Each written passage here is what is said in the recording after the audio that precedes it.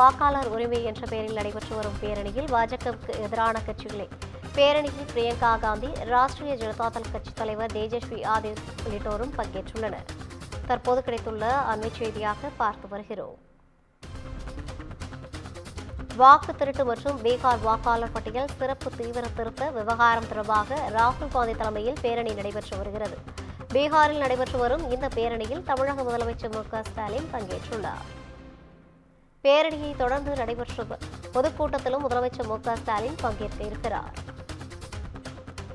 வாக்காளர் உரிமை என்ற பெயரில் நடைபெற்று வரும் பேரணியில் பாஜகவுக்கு எதிரான கட்சிகளைச் சேர்ந்த தலைவர்கள் பங்கேற்று இதுகுறித்தான கூடுதல் விவரங்களோடு நமது செய்தியாளர் சிவகுமார்.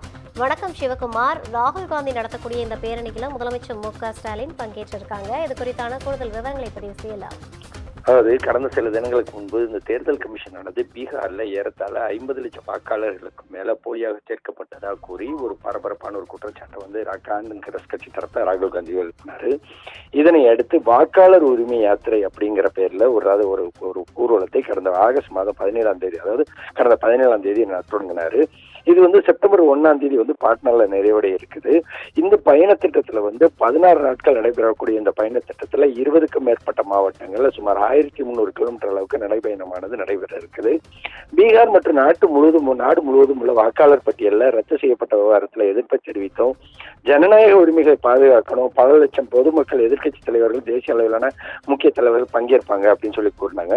தமிழகத்தின் தரப்புல முதல்வர் மு.க. ஸ்டாலின் வந்து இதற்கு வந்து ஆதரவு தெரிவிச்சிருந்தாரு. அதோட தானும் அந்த ஊர்வலத்தை கலந்துக்கிறதா சொல்லி எதிர்ப்பை தெரிவிச்சிருந்த நிலையில அந்த உரிமை பேரணியானது தற்போது 65 லட்சம் வாக்காளர்கள் பட்டியல் நீக்கப்பட்ட விவகாரத்தை தான் பெரும் அதிர்ச்சி ஏற்படுத்தியிருந்தது.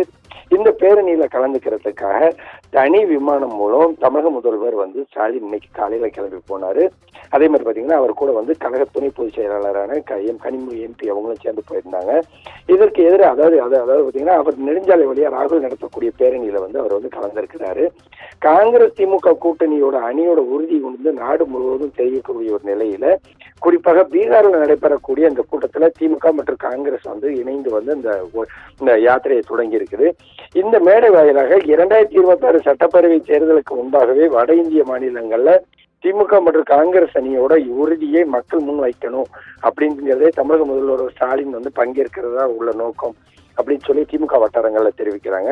தனிப்பட்ட நிகழ்வுகள் வந்து பொறுத்த மட்டும் பாத்தீங்கன்னா தர்பங்காவில் நடைபெறக்கூடிய பொதுக்கூட்டத்துல முதல்வர் வந்து ஸ்டாலின் உரையாற்றுவார்னு எதிர்பார்க்கப்படுது. பின்னர் மாலை வந்து அவர் காலை சென்ற தனி விமானம் மூலமாகவே சென்னை திரும்ப இருக்கிறாரு.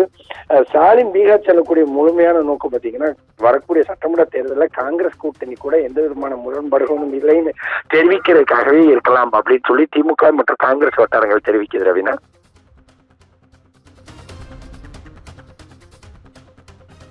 கூடுதல் விவரங்களை வழங்கியமைக்காக நன்றி சிவகுமார்.